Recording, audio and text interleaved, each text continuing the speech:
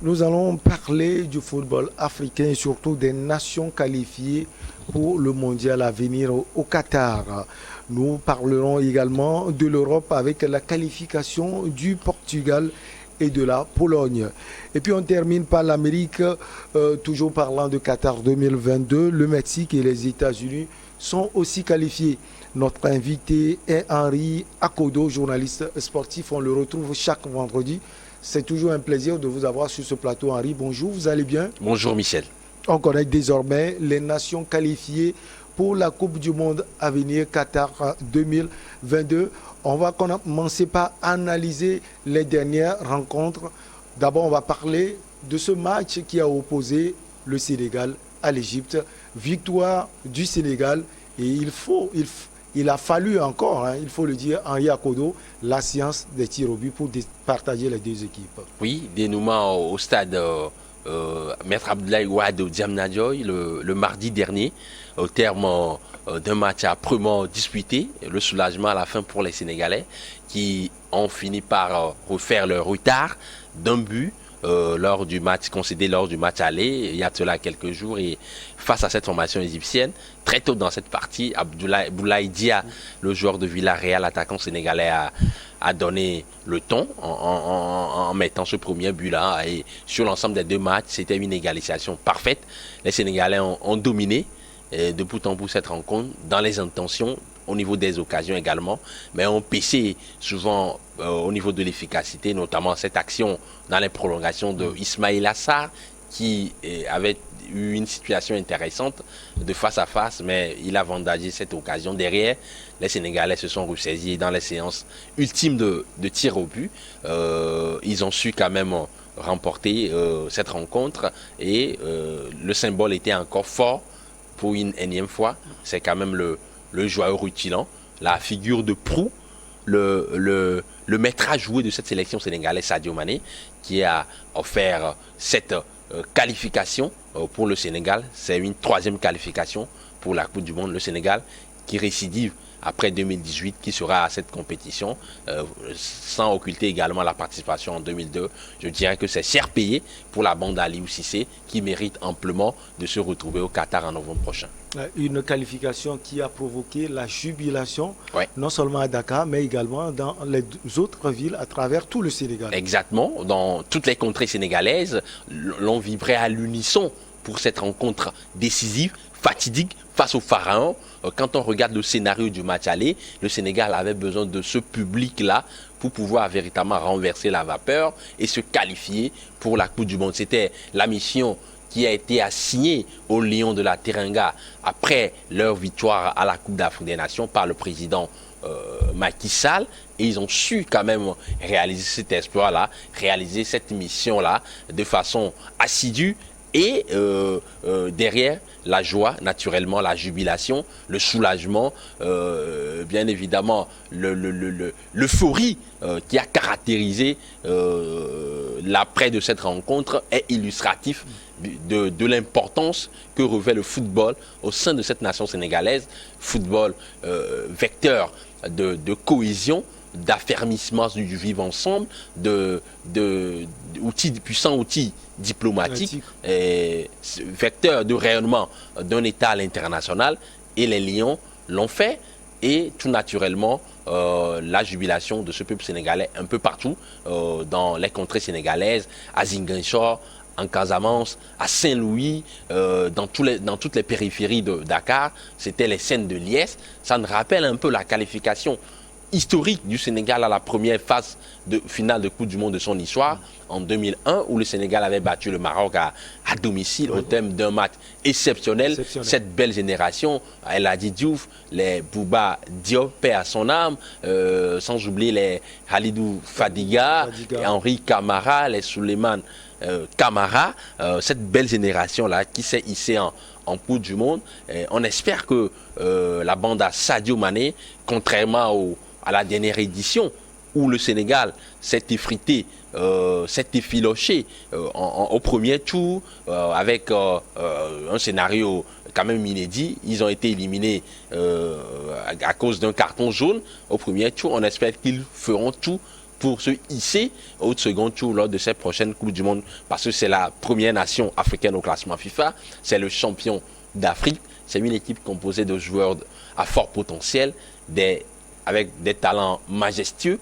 On parle d'Abdou Diallo, qui était absent pour cette rencontre, victime d'une blessure, le défenseur du PSG, mais il y avait quand même Papabou Sissi qui a tenu la baraque avec Halidou Koulibaly en défense centrale. C'est révélateur du fait que ce banc sénégalais est assez riche, est assez fourni, parce qu'on ne peut pas se permettre de mettre au banc un joueur comme Fodé Ballo-Touré, un latéral gauche, le latéral gauche de Milan AC, et mettre Salou 6 sur la pelouse. C'est dire qu'on a quand même un matériel lourd et qu'on a le pedigree, on a une certaine stature à défendre, une certaine posture à défendre au cours de cette Coupe du Monde à venir. Le Sénégal, je pense que réalisera, si la bande à Aliou Cissé est appliquée, disciplinée, déterminée, le Sénégal réalisera un exploit tout simplement ébouriffant, exceptionnel lors de la prochaine phase finale de Coupe du Monde. On les entendait peut-être moins, hein, compte tenu de ce qu'ils ont pu fournir à la Coupe d'Afrique des Nations et les difficultés de ces derniers temps. Mais finalement, les Black Stars sont qualifiés face au Nigeria. Un but partout. Un match aussi difficile pour les deux équipes.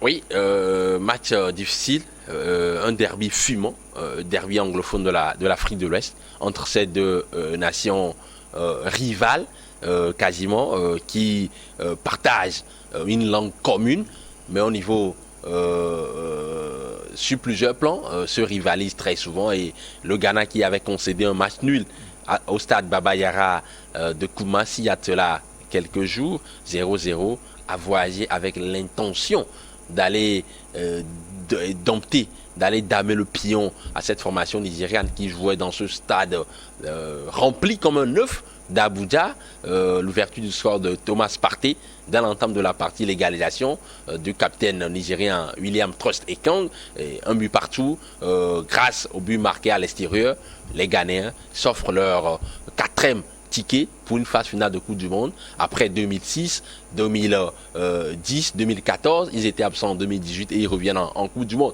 Et pourtant, comme vous l'affirmez tantôt, cette équipe des Black Stars subissait des critiques telles une pluie d'automne. On disait que l'absence d'André Ayou, de Benjamin Tété devrait peser dans la balance. Cet amateurisme au sein de la fédération ghanéenne de football, on se souvient de cette scène ahurissante, c'est-à-dire que il y a quelques jours de ces barrages, le Ghana n'avait pas sorti sa liste de joueurs pour pouvoir piéger son adversaire. Donc on avait critiqué cette stratégie-là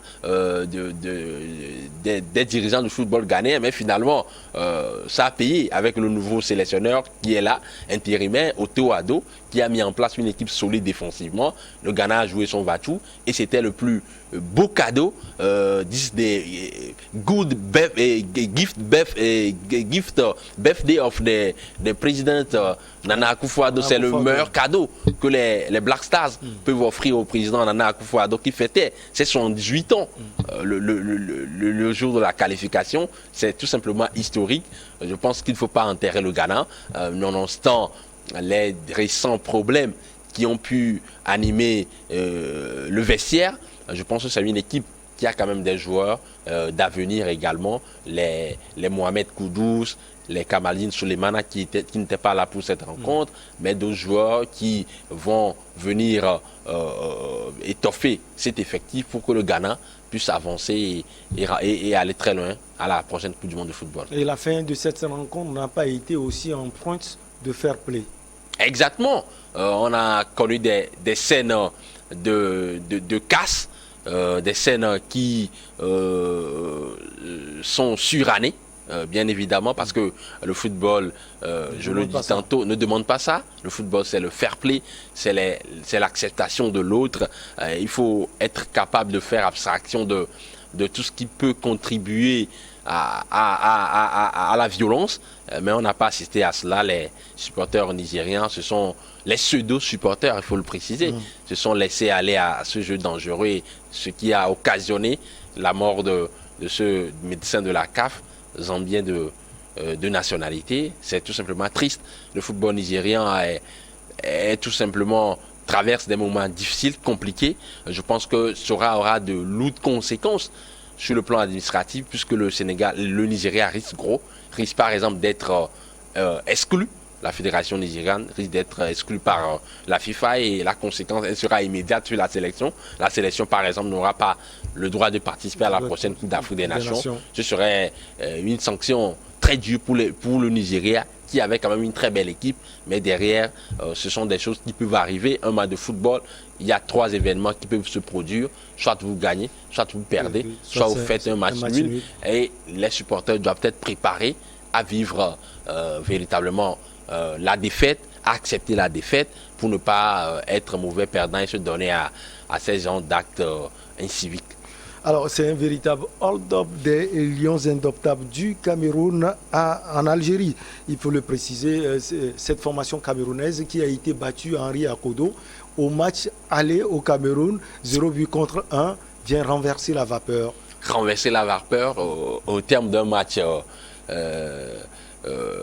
avec beaucoup d'ascenseurs émotionnels, puisque le scénario était quand même exceptionnel, inédit. Le Cameroun qui avait un retard d'un but, qui a encaissé un but sur coup franc lors du match aller au stade Japouman, qui avait l'obligation de réagir. Plusieurs au niveau de la presse camerounaise, moi j'ai eu la chance de discuter avec des confrères qui avaient déjà enterré cette équipe après la défaite à Japouman et on tirait sur le tandem Samuel Eto'o, Rigobert Song. Mais c'est mal connaître Rigobert Song, Samuel Eto'o et toute sa bande, c'est mal connaître le fighting spirit camerounais qui a fait parler la poule finalement face aux Algériens. Choupo-Moting qui a marqué le premier but, 1-0. Le Cameroun qui s'apprêtait à aller disputer les séances de tir au but lorsque, avant la fin de la prolongation, cette formation algérienne a marqué, a égalisé, et c'était une scène de liesse. C'était la qualification historique, c'était le dénouement pour l'Algérie.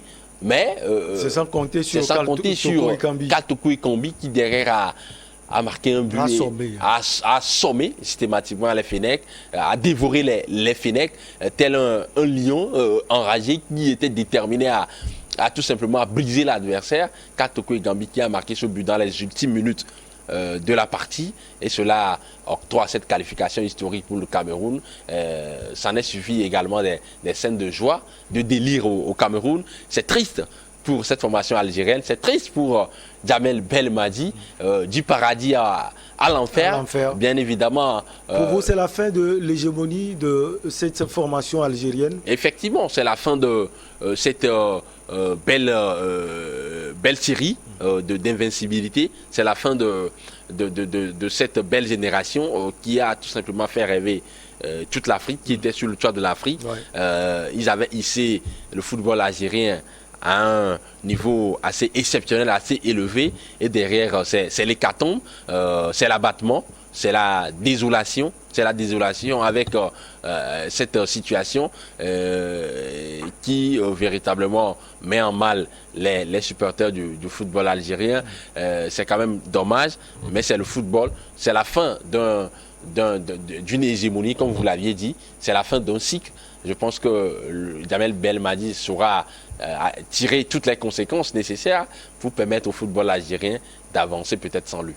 En face, vous avez souligné tout à l'heure le tandem Samuel Eto'o et Rigobert Song. Ce dernier, on a vu sa jubilation à travers les réseaux sociaux, surtout ses danses. Il a fait un boulot qu'on peut remarquer, surtout psychologiquement. Psychologiquement, parce qu'il a pris les rênes de cette équipe il y a cela quelques semaines seulement. Ce n'était pas évident, ce n'était pas donné, surtout quand on regarde un peu le scénario de la rencontre. Il s'est privé quand même d'un joueur comme Vincent Boubacar qui a passé pratiquement tout le match sur le banc. Il est rentré au cours de la prolongation, il a fait confiance à un certain Léon Tawamba, il a éjecté de nouveau dans cette sélection, notamment Gaël Ondoa, le joueur de Hanovre en Allemagne, qui a fait un match exceptionnel dans sa capacité à à relier la ligne du milieu de terrain à la ligne offensive. Ce bonhomme a été d'un apport intéressant pour l'équilibre collectif de cette formation camerounaise. Il a fait des choix audacieux qui se sont révélés payants finalement. Sur le plan tactique, on peut quand même dire que ce n'est pas pour l'instant très abouti sur le plan offensif, sur le plan du contenu, mais sur le plan psychologique, comme vous l'aviez affirmé tantôt, il a su quand même rameuter, rassénérer, c'est-à-dire ramener la sérénité dans cette tanière des Lions indomptables. Il a su les décupler pour qu'ils puissent faire les efforts nécessaires, enchaîner les courses à haute répétition, faire abstraction de la pression et aller décrocher ce ticket historique pour la qualification, puisque c'est la 8e qualification pour le Cameroun. C'est un record sur le plan africain. 82, 90, 94, 98, 2002, 2010, 2014. Record en et Afrique. record en Afrique, 8 participations.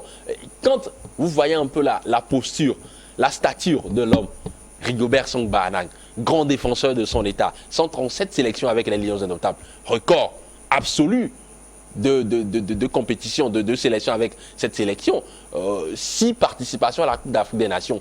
Il est le joueur qui a le plus joué, disputé de matchs en Coupe d'Afrique des Nations. 4 Coupes du monde de football, 94, 98, 2002 et 2010.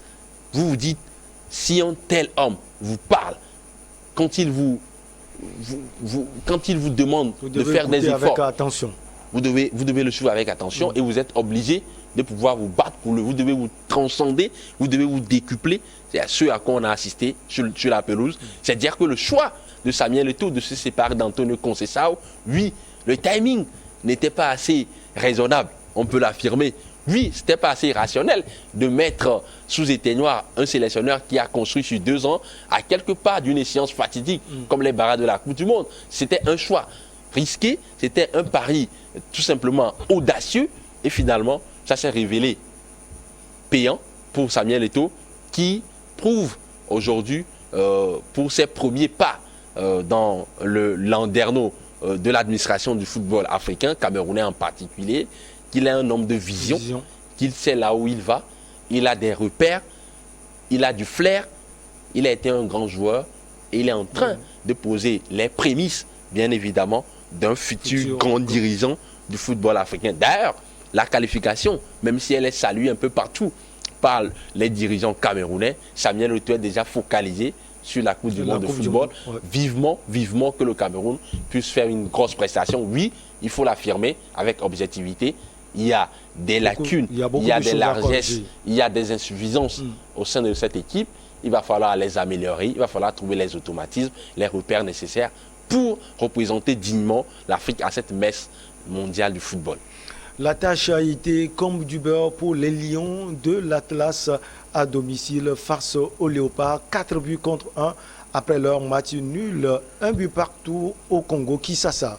Oui, l'RDC, c'était mon coup de cœur pour ces qualifications. C'est une sélection que je suis de près depuis quelques années, mais malheureusement, le bloc des Léopards s'est heurté, s'est effrité face à la vague incessante des Lions de l'Atlas qui ont mis du rythme, de l'intensité, qui ont pilonné systématiquement cette formation congolaise de partout. Le danger est venu de partout, sur les côtés, à l'intérieur du jeu. 4-0, après quasiment la demi-heure de jeu, c'était plié déjà. C'était plié pour les hommes de Vaïd Ali Lodit. Même si Ben Malongo a marqué un but d'anthologie pour réduire le score, 4-1, c'était assez tard pour espérer refaire le retard dans cette rencontre. Aujourd'hui, le Maroc a une sélection regorgée de joueurs au talent majuscule. Achraf Hakimi, il n'y a pas que lui, il y a Youssef En-Nesyri par exemple, vous avez Romain Saïs le capitaine, en défense centrale vous avez un joueur comme bien évidemment le sociétaire du Standard de Liège par exemple. Vous avez des joueurs au talent intéressant. Et un joueur, Ounahi également, qui a embêté véritablement les Congolais. Exactement, Ounahi. il a marqué 2 buts, auteur d'un doublé, vif, mobile, technique, teigneux surtout, puissant. Cette équipe allie une certaine technique avec une certaine maîtrise tactique, parce que c'est une sélection qui a véritablement des ressources sur le plan tactique. Elle est capable de laisser le ballon à l'adversaire et de procéder par des transitions rapides ou de pouvoir avoir le monopole, le contrôle du ballon et pilonner l'adversaire, malmener l'adversaire à travers une bonne circulation et la recherche des espaces. C'est ce à quoi on a assisté la fois dernière à Casablanca et je pense que c'est amplement mérité pour les Lions de l'Atlas qui seront à leur, si je ne dis pas de bêtises, à leur 6e participation à une Coupe du Monde de football, comme la Tunisie d'ailleurs. Alors, les Aigles du Mali ont échoué, mais ils n'ont pas démérité après avoir été battus à domicile par la Tunisie. Ils ont fait un match nul et vierge, 0 but partout, un bon déplacement, mais qui véritablement ne suffit pas pour les Maliens. On ne se qualifie pas pour la Coupe du Monde. Ne se qualifie pas pour la Coupe du Monde. Qui veut pour vous donner un indice, vous avez 12 sélections africaines sur 54 qui ont déjà joué une Coupe du Monde de football. Je peux les citer rapidement: le Cameroun, le Nigeria, le Ghana, l'Afrique du Sud, le Maroc, l'Égypte, l'Algérie, la Tunisie, la RDC, le Togo, l'Angola, le Ghana, le Nigeria, la Côte d'Ivoire, le Sénégal. 12. C'est dire que le Mali était à la porte de cette qualification, d'être la 13e nation africaine à se qualifier pour une phase de finale de Coupe du Monde. Le Mali qui regorge assez de talent depuis plusieurs années déjà. On se souvient de la génération Kanouté, la belle épopée, les Mamadou Diarra, sans oublier Sédou Keita. Ils ne sont jamais parvenus à se hisser à ce niveau. Et l'attente était autour de ces lions-là, de ces jeunes lions. Ils ont eu à injecter d'autres nouveaux joueurs également dans cet effectif. Mohamed Magasuba, c'est un entraîneur extrêmement compétent. Kaba Diarra dans le staff technique. Vous avez des joueurs comme Koulibaly, intéressant, les Massadou Aïdara, les Diadé Samasekou. Mais ça ne suffit pas pour se qualifier pour une Coupe du Monde de football. C'est-à-dire de la complexité de ce challenge, bien évidemment, face aux Aigles du Carthage, qui n'ont pas produit un football assez chatoyant, assez alléchant, mais qui ont une certaine maîtrise. C'est le Mali qui a dominé. C'est le Mali qui a dominé. Les deux rencontres, c'est le Mali. Outrageusement. Nonobstant le carton rouge pris par Moussa Sissako lors du match aller, le défenseur malien. C'est lui qui avait marqué contre son camp. C'est lui qui avait marqué contre son camp. Il a un carton rouge. Exactement. C'était un scénario cruel pour lui, un destin cruel pour lui. Le Mali avait quand même dominé le match retour, mais n'est jamais parvenu à pouvoir marquer ne serait-ce qu'un seul but à cette formation tunisienne qui était organisée défensivement, qui était également en place, jouant en bloc, et tout cela n'a pas permis au Mali de se qualifier. Les Aigles, ils ont du talent, ils ont du potentiel, mais c'est une formation très jeune qui va devoir franchir encore des paliers pour espérer se qualifier pour la Coupe du Monde. Les Aigles, quant à eux, seront à leur 6e phase finale de Coupe du Monde de football. Il va falloir à ce niveau également qu'ils fassent beaucoup de progrès dans le jeu pour espérer aller très loin dans cette compétition, puisque entre les phases finales, les phases de qualification et les phases finales, il y a une grosse différence. Alors, après son exploit face à la Squadra Azura, l'équipe nationale de la Macédoine du Nord tombe face à l'équipe de Cristiano Aveiro Ronaldo, 2-0. Et c'est le Portugal qui se qualifie pour Qatar 2022. Le Portugal va participer à cette grande messe du football mondial. Henri Akodo. Oui, le Portugal y sera. Ce sera la 5e pour un certain Cristiano Ronaldo qui rêve toujours de remporter ce Graal mondial, ce Graal final. Ce n'était pas évident pour le Portugal de passer par ces playoffs. Le Portugal s'est d'abord défait de cette formation turque au match en demi-finale. Et pour cette finale, face à la Macédoine, tombeuse bien évidemment de cette formation de l'Italie, le Portugal a plié le match très tôt avec un doublé de Bruno Fernandes. C'est une équipe qui, même si on peut la reprocher une certaine nonchalance, un certain déficit dans la créativité, dans l'inventivité. C'est une formation qui est capable de battre n'importe quelle sélection au monde. Lorsque ces maillons les plus forts sont en forme, l'entraîneur portugais Fernando a quand même, Santos a trouvé cette misture, ce mixage-là entre l'ancienne génération, composée de Pepe, de Cristiano Ronaldo, et cette jeune génération qui est en train de monter en puissance. Bruno Fernandes, Bernardo Silva, les Rafael Leao, et sans oublier également les Nuno Mendes, le latéral gauche parisien. Le Portugal a une sélection aujourd'hui qui a de la qualité, mais sur le plan collectif, il va falloir faire beaucoup plus pour espérer aller très loin au niveau de la Coupe du Monde. L'enjeu pour Cristiano Ronaldo, c'est d'aller très loin et de remporter enfin une Coupe du Monde de football. Ces aînés Eusebio ont échoué en Angleterre en demi-finale, c'était en 1966. En demi-finale, ils étaient également en demi-finale en 2006 avec la génération de Figo, les Rui Costa, sans oublier également les Pedro Miguel Pauleta, que Cristiano Ronaldo faisait ses débuts. Il s'agira pour cette prochaine Coupe du Monde de faire mieux que ses prédécesseurs. Alors, la Pologne également se qualifie, c'était face à la Suède, 2-0, but de Robert Lewandowski et d'un certain Zielinski, à ne pas confondre avec Zelensky, le président ukrainien. Oui, la Pologne qui a disputé un match étincelant, exceptionnel face à cette formation suédoise qui pour moi partait plutôt favorite pour cette rencontre, mais elle s'est tout simplement éclipsée face à cette formation polonaise qui est également une myriade qui a en son sein une myriade de bons joueurs, notamment Robert Lewandowski qui est la figure de proue, c'est le maître à jouer, le maître à tout faire dans cette équipe. Il sait marquer des buts, il sait se démarquer, il sait délivrer des passes décisives et il a marqué un penalty dans cette rencontre, 2-0. La Pologne sera à sa Coupe du Monde. En tout cas, il avait besoin de ce challenge-là pour espérer remporter enfin le ballon dans cette saison. Est-ce qu'il y arrivera? C'est toute l'interrogation.